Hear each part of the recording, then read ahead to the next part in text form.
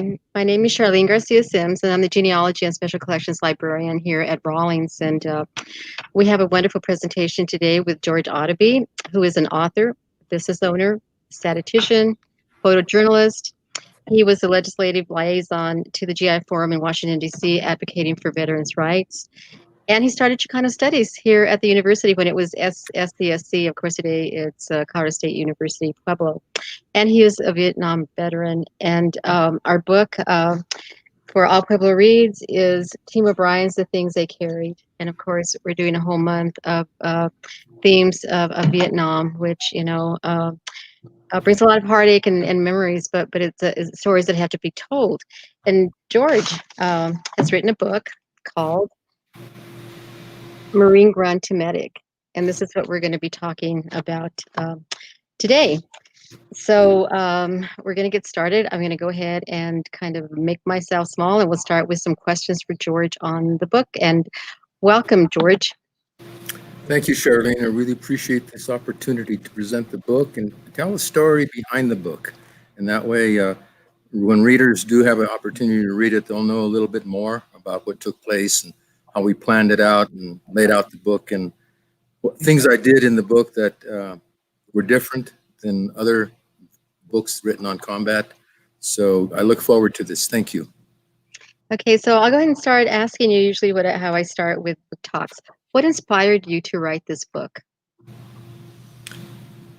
I did a documentary on Hispanics called Los Veteranos, and it was a documentary showing the Medal of Honor recipients, the Latino Medal of Honor recipients, and why we should be preserving the history of these veterans. The thing is, I had not done my own history. And then one day I asked my dad, I says, "Dad, where's all your medals from Second World War?" And he said, "Hito," he says, "I never got them." So I made a phone call to the senator's office, Ken Salazar, and within 30 days they had his medals and they presented it to him at the American GI Forum Mile High chapter up in Denver. And as I seen what was unfolding, I found out my story had not been written. I had a lot of photos. I sat down one day and started putting the photos in a chronological time order. And with that, I wrote a paragraph next to each photo. Who was there, what happened, what took place. The paragraphs turned into pages, and then the pages turned into a book. And when I finished, I found I was still short. And so what I did is I included the stories of my family. The Autobees can trace their lineage back 7 generations in regards to being in the military. Charles Autobees, who led the charge in regards to being involved as a military scout. I mean, 7 generations all the way to my grandson. And what I wanted to do is leave a story for my grandson, so he knows the price that we, as the Autobee family, paid in regards to our freedom. The one that really kicked me, though, was George M. Autobee, who was killed on the beaches of Normandy in the Second World War. I found his headstone and talked to his family. And that one kind of like said, this story has to be told. I didn't know anything about this gentleman. And there we had somebody who had been on the beaches of Normandy and was killed fighting the Nazis. So to me, that all had to be put down in paper, because the irony was our family came from northern France. Autobee name is a French name. Came from northern France in the 1600s, and here returned in 1944 to liberate France from the Nazi occupation. So it was like a circle that took place in regards to our family leaving and then going all the way back. And those stories had to be told. And the thing that I ran into is a lot of the families had photos of their family members, because I had asked for a photo of them in their dress uniform or in their military uniform and a story on them. Well, I got the photos, but very few people knew the story of the individual. I got their rank. I got they were in what unit they were in the military, Army, Navy, Marine Corps. But other than that, the family knew very little. And so I felt that something had to be documented so we could pass this on to future generations. Thank you. And I know that the family appears at the end of the book, and I just love that. Tell us a little bit about the book. How did you structure it? Well, the first part was, again, putting all the photos together in a timeline so that I could follow what happened when I was in boot camp all the way to where I received my discharge in the Marine Corps, and then when I re-enlisted in the Army Reserves. I wanted to tell that story chronologically so people could see what took place over time. And then at the end of the book, I wanted to put the history of our family. I told the story of each one of the relationship and members of my family who did serve. And so the structure was basically telling my story and then telling the stories of my family members. Yeah. Okay, thank you. And I know that it's really hard for a lot of veterans to tell their stories. I really appreciate you being here today because, like I said in the beginning, the story has to be told. So my next question is, tell us about what you had to learn the first few days that you were in the military. You know, so that you talked about, you know, even having to learn a new language and Okay. boot camp. Boot camp was something else in the Marine Corps at that time. And there are normally 12 weeks, but because all the casualties the Marine Corps was taking, they cut us down to 8 weeks. So they fast-tracked us really quick. And I think the biggest thing that was the shock to me was waking up first morning and having the drill instructors come in and go crazy. That was, I never seen anything like that before in my life. And I was trying to understand what was going on. And what it was is they shock you. They throw you into shock for the first couple of weeks or a couple of days anyway. You're disoriented. They herd you around like a bunch of cattle. But eventually you start to see what's going on and why they're doing what they're doing. And when you got that many people you're trying to get trained, you can't be messing around. You got to take care of it because you're preparing them for war.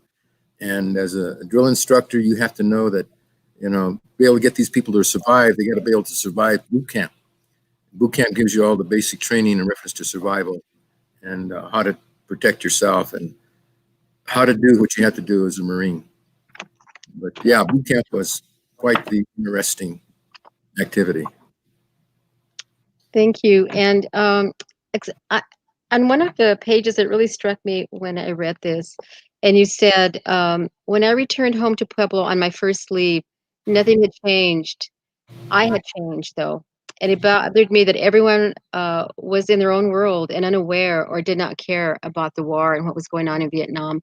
Tell us a little bit about that, because I know a lot of the Vietnam veterans, you know, have expressed that also. Oh yeah. That was just my 30-day leave before I went to Vietnam. And it was like I had gone to boot camp. I was gone for like 5 months. And I came back to Pueblo. And I swear, I went to like Bucky's #1, a restaurant or a tavern here in Pueblo at that time. And the same people were sitting at the same bars, having coffee, having their beer and drinking eating a sausage sandwich. It was like I had walked away, had gone through this whole experience and come back and everything was the same. Nothing had changed. And that was kind of surreal. It was really interesting to see that I had grown. I'd grown into another reality. And to see everybody stagnant and not doing anything, really didn't care about the war. To them, it was far away.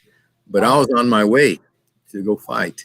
So I took a very special view of why are they not interested? You know, to them, you know, all they want to do is party. And I was there to take care of business. So. Because it was such a disconnect with what you were doing and how life continued, you know, as usual, you know, here in the United States. That's a real interesting thing that I found in your book, and I think so many people in our generation remembers Bucky's. Oh yeah, Bucky's was the place to go. How old were you at this time? When I enlisted, I had just turned 18. Wow. So you were 18 when you came on the first leave. Yes. Yeah. Oh my goodness. You were a child and you were already experiencing. It was rum dum. I didn't realize what I was getting into. I should have, but how they say, the road with the good intentions, I had the best of intentions, but I didn't know it was going to lead me to hell. So Yes, the road to yeah. I road know. to hell is paved with good intentions. That was it. Yeah, Right. Okay. Thank you. Like I said, I can't believe that you were only 19. That is Eight- unbelievable. 18. 18. I'm sorry, 18. And then when you got there, I think it was you belonged to the 5th Marine Regiment in the beginning. Tell us about that, about the 5th Marine Regiment. Okay, it started with Mike Company. That's the company I was in. 3rd Battalion, 5th Marine Regiment of the 1st Marine Division. And the 5th Marines had the oldest history in the Marine Corps. They were in First World War. They were in the Battle of Belleau Woods. They had one of the highest casualty rates in First World War. 5th Marines Regiment has most honors of all the regiments in the Marine Corps. So when you get in the 5th Marines, it's a special. It's a special one, and they fought First World War, Second World War, Korea, Vietnam, and they were in Afghanistan and Iraq also. So they've been around a long time. Okay, amazing. And I know that you were a point man. What was the responsibility of a point man? Okay, you're the one that breaks trail. You got machete. You cut trail through the grass. You're the first person to lead the patrol. Many times the point men, it depends. They're the ones that step on the booby traps. They're the ones first hit because that's the enemy. That's the first one they see. Sometimes they'll let the point man pass, and then they'll open up on everybody else, and the point man gets away. But that's very seldom. I only lasted 43 days at point man before I got hit. I walked into an ambush, and that's the price you pay when you're on the spear, the tip of the spear. Yeah. And so, and when you were a point man, were you still 18 or were you 19 at that time? Oh, I was first. What happened in Vietnam is a real attitude. The new guys were expendable, okay? Because the guys that have been there, they weren't going to put their friends at point. They weren't going to walk point. The new guys were going to walk point. And you're expendable. You're new. Nobody knows you. They don't care about you. You walk the point, you're going to break trail for us. And if you step on the booby trap, well, that's the way it is. That your luck ran out. But the new ones, we were treated not very eloquently when we first got there, because the old ones there said, "We're not sacrificing ourselves or our friends. You're new meat. You go." So that caused me a lot of issues dealing with the reality in Vietnam. I know, and I think that's the thing that bothered me most about just Vietnam and your book, just the reality of how young these men were that were there. I have a nephew who's 18, and I can't imagine him, him doing that. That is really unbelievable.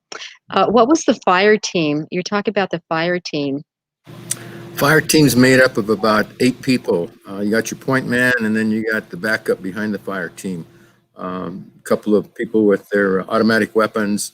Sometimes you might have an M60 machine gun with you, with the gunner and the ammo carriers. But most of the time, your fire teams are about 7 to 8 people, and they're all decked out with their weapons, their rifles, their ammunition. Fire teams are the ones they send out on ambush. So you'll have 7, 8 people out there on ambush. You always got a radio man with them too, to call in for help or to call in artillery. But yeah, your fire teams are the ones that are your teams that go out there and do the ambushes and do the attack on when they're doing an attack on a hill. It's your team, it's your platoon, that your squad that you go out there with. That's your fire team. Yeah, you think of everything that you're talking about, what we see in war movies, but this is a reality. This Oh, yeah. is the real thing. You spoke a little bit earlier about when you were wounded. Tell us a little bit about what about when you were wounded. What happened, and um, were you flown out to a hospital? What happened? Well, we started out the night before, about 8 o'clock, marching. We marched the whole night, and then I took over point about 10 o'clock, and we were going to Hill 310. And when I took over point, I found a trail, and I followed the trail because it was easier following a trail than cutting new trail. And as I was point man, first guy, I heard some rounds go off, but I seen the bullets hitting the ground in front of me, and the last bullet caught my right arm, and my rifle went spinning out of my hand into the jungle somewhere. I don't know. But I rolled over. I got hit the ground. I rolled over, and here I am on my back with a bullet and wound in my arm. I have no rifle to return fire, and I'm wondering, well, is this how it ends? On your back without a weapon, even able to return fire?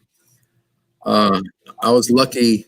After I got hit, I rolled, and my backup team, my fire team, my squad, grabbed me by the foot and dragged me out of the line of fire. They wrapped my arm up, and then we went back to report what had happened. And my partner, Tony Ayala, who I'd been out in the bush with for about at least 2 months, Tony went back up with him, and I then went to go catch a helicopter to get to the hospital in Da Nang. Tony was shot, and the helicopter that come to pick us up, first they picked up Tony, and as they were pulling him up, you could see the bullets hitting him and hitting the helicopter. So the helicopter went back around, and then it come to pick us up. And we were on a cliff, and we had to jump from the cliff onto the back of the helicopter, which was quite interesting. I jump in, and after I jump in, there's 2 people that jump behind me, and there are 2 NVA soldiers. I'm pretty sure one of them was the one that shot me. I can't prove it, but I'm pretty sure. And then here I am wounded. I don't have a weapon, and I see 2 NVA soldiers jump in with me. And then I seen that they were tied, and there was a soldier with them with a rifle. So that was the guard. And we flew back to Da Nang from Hill 310 to the hospital, and they took the 2 prisoners of war. I don't know what happened to them, but let me tell you what. There was a transference that took place when I seen those 2 guys. They were as big as me, and at that time I kind of had the feeling that we were going to lose the war, because I could see through them the reality that they were dealing with, and I could say, hey, these guys know what they're fighting for. I really don't. I thought I knew what I was fighting for, but when you get shot, you're going to have to ask questions of what's this all about? Why am I out here involved in combat when I don't even know the reason I'm here? So that was a real change for me. I got to the hospital.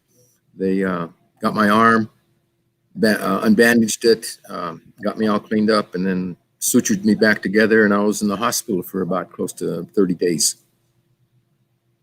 So did you have to go back, because that you got a second Purple Heart? Did you have to go back?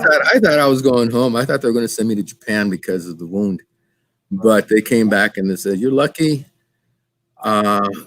We can get you patched up and send you back into the field within 30 days." And sure enough, I was back in the field in 30 days. And the real irony was, because I was wounded, they took me out of second platoon and put me in with the weapons platoon, which was mortars, 60 millimeter mortars. And when I got back to the field, the second day I was there, my old unit, the second platoon, got wiped out. There was like about at least 30, 40 guys that were wounded, and there was like 10 that were killed. And my whole squad, they were either killed or wounded. And except for one, Rice was the only one that wasn't. And Rice and I were tight. Rice survived that. And I'll talk a little bit about Rice later on. But Had I been with second platoon, I would have been dead.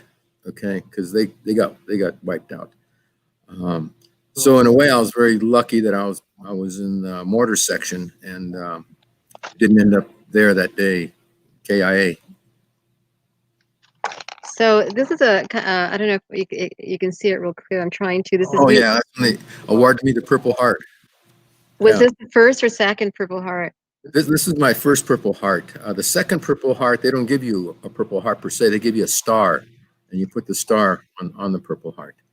But yeah, this is the first one I was awarded for that incident there. I was wounded again later on, but I'll talk about that one later. Okay. And I know you said you wanted to talk. Do you want to talk about Tony Ayala first, or you said of Mr. Rice? Do you want to talk about Tony? Well, Tony ended up, when I got to the hospital, he was still alive. And the next day when I was able to get around, after they had sutured my arm and let me walk around, I went to go see if I could find him. And he was in a world of hurt when I seen him. I came back the next day and found out he had passed that night. And so for 30 days, 60 days, we were close. We were tight. I mean, we shared our food, shared our water, told stories about our girlfriends and our past lives. And at that time, I realized what it means when a friend of yours dies, a part of you dies. And what happens is that you become very callous and you don't want to know who the new guys are because they may die.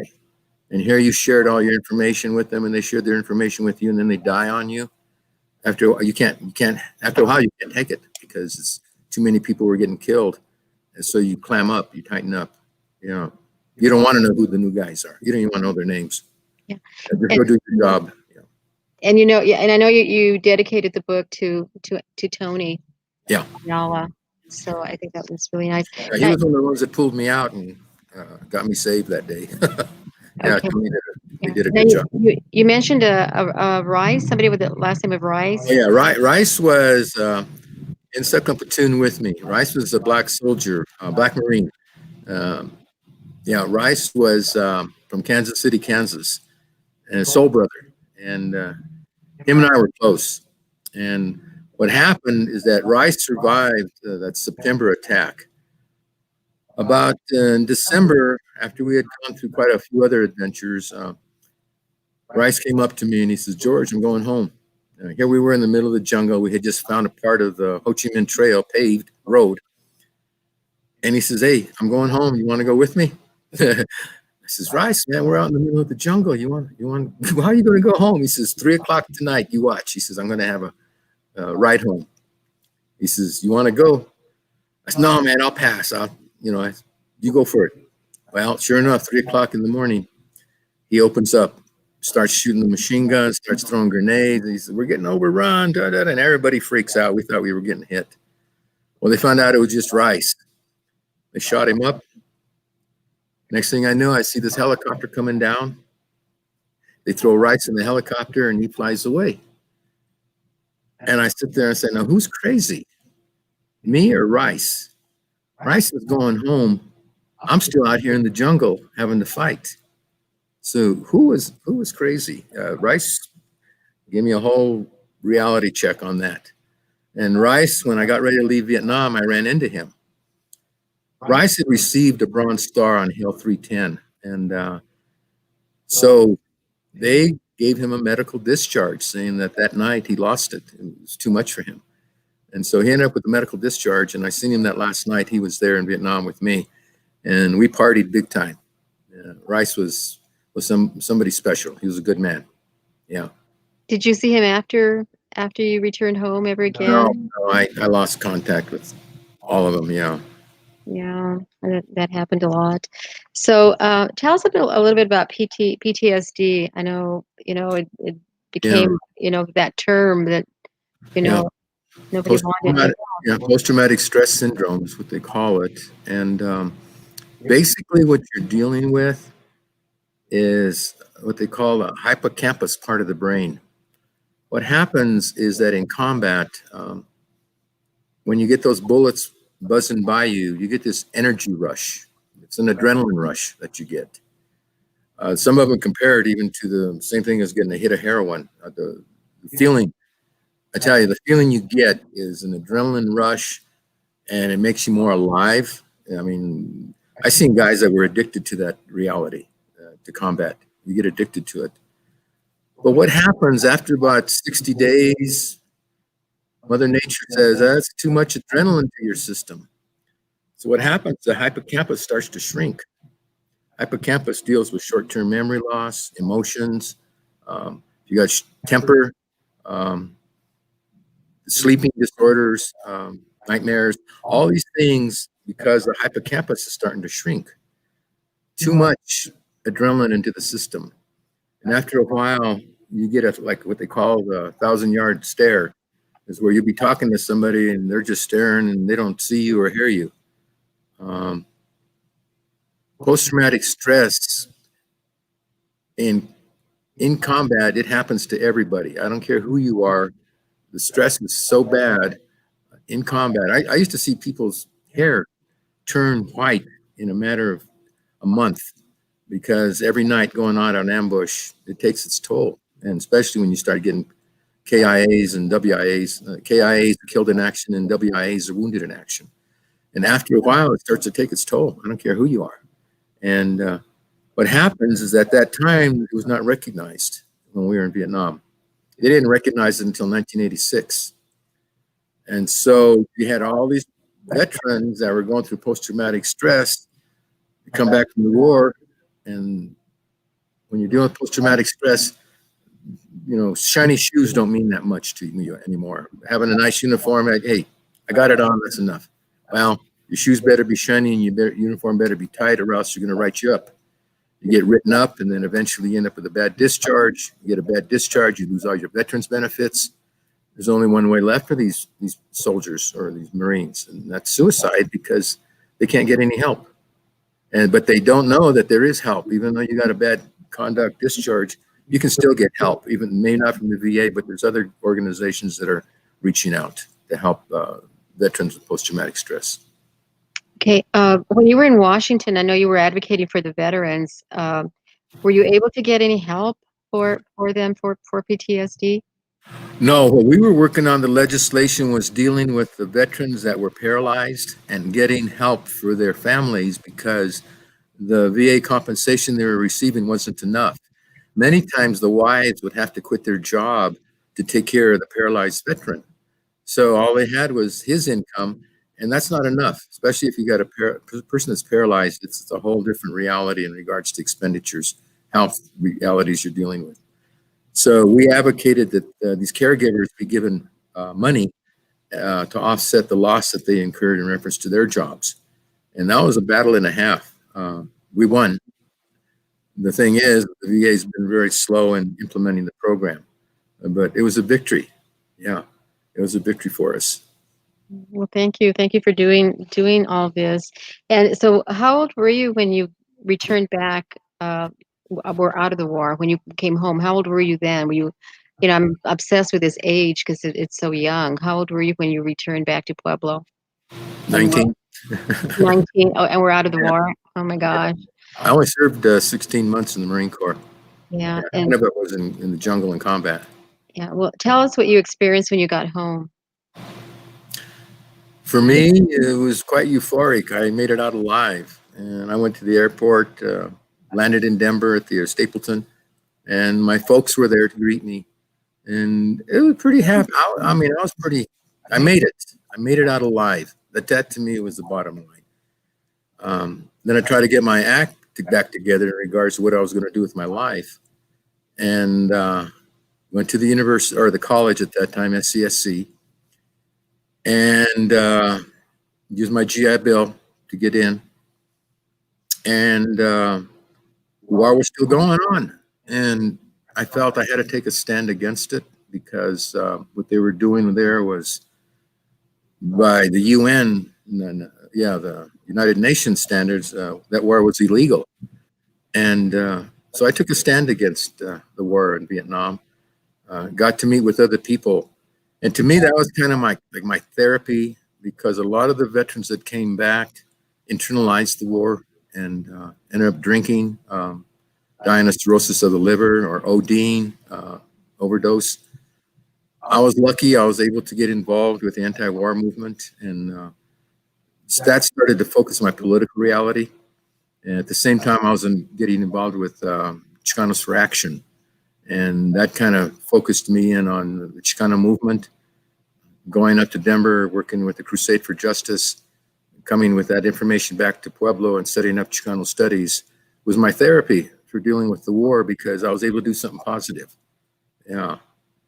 That to me was very therapeutic for me. Thank you. So why do we not see any more books written by Hispanic, Latino, Chicano veterans? Okay, we're dealing with a thing called the Macho Complex. Okay, with the Macho Complex, many Latinos will not admit that they have PTSD. Okay, they're not going to go to a Anglo therapist and tell them what they're thinking, because many times it was the Anglos who sent us out into combat, and so came back with a real attitude. So what happens is they were unable to deal with it, so it became very negative for many of the veterans. Plus, kind of relive those memories is pretty tough. It becomes real tough to go back. So for a lot of them, unless they had, like myself, I was lucky to get training in regards to what I was dealing with, the post-traumatic stress, and I was writing for La Voz newspaper, and I started to be able to put together my book, which I felt the story had to be told. There's a couple of other Latinos out there, but not like I wish there were in regards to telling their stories, because we were the ones that were in the front lines. We were all the point men. We were the fighters, and disproportionate in regards to our representation, in regards to being on the front lines. And that was reflected not only in Vietnam, but in Iraq and Iran wars, where Hispanics end up being more highly represented in special forces, Marine Corps, Green Berets, SEALs. We have this macho reality. Well, a lot of them then, from that macho reality, they come back, and the attitude is, I don't want to talk about it. Okay, if I talk about it, I'm going to get pissed off, and you're not going to understand, and that's just going to make me angrier. So that's what happened, is that you would try to talk to people about it, and they would look at you. They couldn't believe some of the stuff that you had gone through. And so it was, after a while, you just clammed up. You didn't want to talk to anybody. So that was the reality I feel. Again, the anti-war movement helped me, because they said, George, you were there. Tell them what's going on. And I told them, I said, we're going to lose this war. And man, I caught holy hell for that. And guess what? We lost the war. Yeah. So. Yeah. Well, thank you for sharing this, because I think, we needed to understand all this back then, but we didn't, because, like you said in the beginning, it was a totally different reality, because there was a disconnect with what was going on in Puebla and what was going on in Vietnam. Such a disconnect. So I'm really glad that you wrote the book, and that you're sharing all this information with us, because it's really hard to get people, veterans to share this. So I really thank you. I'm going to get into your family. Do you know how many members of your family have been in the military? Have you counted them? In my book, I think I have at least 25 or 30 of them in there. And after I wrote the book, I found out I even had more. But I'd already gone to print. But there was at least 5 or 6, and some females were also. Yes, I wanted to ask you if there were any females. Yeah. I had my cousin out of New Mexico. Her last name's Perea. She was in the military, and I have another one that was in Utah. She was supposed to have been in the Marine Corps, but I can't make the connection. I'm trying to find out again all the specifics on them. But there was some women from our family that served. I had another one, first cousin Perea. She was in the Army, and The reason I had put those photos in there is because when I was little, I used to see all my cousins in uniform. I had seven of them or six of them that were in the Marine Corps. I was the seventh one to join. But when you see them in their dress blues and you see them in their Army uh, uniforms, it gives you a role model. It gives you something to shoot for. And in our family, if you didn't go to the military, you weren't meeting your obligations. Because my family, a lot of Second World War. My dad was in Second World War. His brothers were in Second World War. Um, then we had people that were in First World War, going all the way back to the Indian Wars in the 1800s. So it was expected of us. Yeah, well, I'm sure that your ancestors are very, very, very proud of you. And that kind of leads to my next question. Your grandson, Gavin, is in the Marines, right? Yes, yes. How do you feel about that? Well, he shocked me when he told me he was going to enlist. I had really never, I hadn't really, hey man, you got to put the pressure on him. I never brought it up. I had shared with him my book. I had shared with him some of the stories, but one day he got up and enlisted. He didn't tell his mom either. So, yeah, he was old enough, so he enlisted, and uh, I went to his graduation in San Diego, MCRD, Marine Corps Recruit Depot. And I tell you what, going back after 50 years was quite the shock. A lot of memories, but very proud of him and what he accomplished. And he's still in. He's an artillery out in, I think it's in Denver with the Marine Corps artillery unit out there. And he's also a police officer out in Parker, Colorado. So, yeah, it was quite quite the shock, but I was quite honored that he. Yeah, yeah. The Autobee legacy continues. Yeah, yes. Oh, yeah. Continues. So, important fact that we need to know: how do we get your book? How can people get your book? The best way is to get a hold of me. My phone number is 303-519-6285, or you can email me at gautobee at gmail.com, and I'll respond. In fact, most of my sales have been over the internet in regards to people seeing the book out there and wanting a copy. So, yeah, hopefully people might be interested. The thing is, I want people to realize that the story is just one story out of many. This is just one person, my experience, what I went through. But I think people realize, or should realize, if they do see the book, read the book, is that, how would you say it? This experience was mine, and I wanted other people to share it, to see that we were there with honorable intentions. In fact, after I graduated from my graduate degree program, I went back in the military. That's where I went and joined the Army Reserve Medical Corps. Because one of the things I really felt bad about is in Vietnam, people were wounded all around me, and I really didn't know what to do. And I tried to stabilize them, take care of them. Our casualty rate was pretty bad, so I ended up helping the corpsmen take care of the wounded for a while when I could. I wanted to go back and rectify that situation. So I went back into the medical corps and learned how to become a combat medic. And that training paid off later on in my life. And just knowing the basics in regards to dealing with first aid and stabilization of people, and how to do proactive measures without going into shock. If somebody is hurt, that you don't end up going into shock yourself because you can't deal with it. So that helped a whole lot. Thank you. I think one of the things that I forgot to mention, that you're actually the president of the Fray Angelico Chavez chapter of the Genealogical Society of Hispanic America, and I have to give this plug because I belonged to it for so long. Oh, yes, So, please. Yeah, so it's really neat that you have so many ancestors that, were in the military that you're telling your story about, just like a genealogist should. And I Yeah. just want to say that you are retired and you live in Colorado City with your lovely wife, Ronnie, who is also very accomplished. I'm trying to talk her into telling her story, so I'm going to put her on the spot, okay? But Please. anyway, is there anything else you want to say, George? I just want to tell you how grateful I am that you're here, especially when our All Pueblo Read book is about the Vietnam. Um, Yes. so I'm really thank you. Is there anything else you want to add?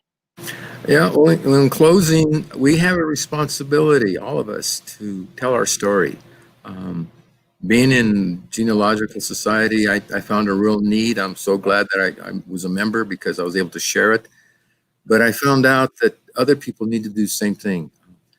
We emphasize in my documentary I did on Los Veteranos, as well as in my book, uh, get documentation and data about your members in the family. Get their photos, put them, archive them. If they have medals, if they have photos of them in their uniform, put them down. Because what's happened is that, like in the case with Charles Autobee, who was captured prisoner of war, POW, Second World War, um, very limited information. One photo of him that you can barely see. George M. Autobee, that was killed in Normandy. His records were lost by the VA when they had the fire back in 1972. So all we had was his letters confirming that he did serve. He was killed in Normandy, July 6th, and that's it. And no photos in him in uniform.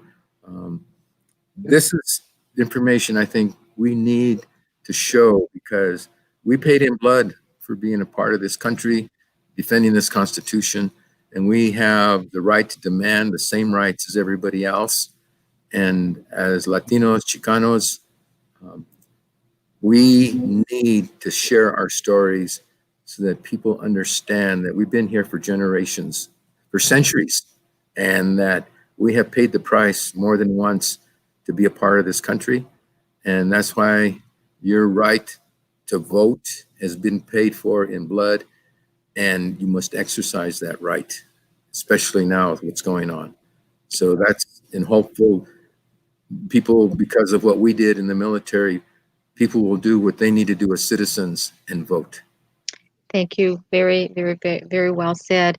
And so, in closing, we will, if you publish your books, we will have them in the library for checkout to share with many, many, many people, or artifacts or pictures. If you're welcome to, we can scan them if you have any that you want to share and leave for future generations to see. Yeah. And so, in closing, we are still in the middle of All Pueblo Reads, and so go to our website at pccld.org. I usually just type in Pueblo City County Library District, and this is the book that we're reading, and there are a lot more activities that are still coming up. So please go to our website and see what they are. And thank you, George. I just can't tell you how grateful I am that you came on and told your story. Thank you for serving. Yeah. I want to thank you, and I want to thank the library, and especially on the third floor where they have all my uniforms and all my equipment that I had from Vietnam. Come by and see it. We actually have an exhibit, what George Autobee carried. So please come up if you can to third floor. And thank you. Have a good evening, and please continue tuning into our virtual programs. Good night.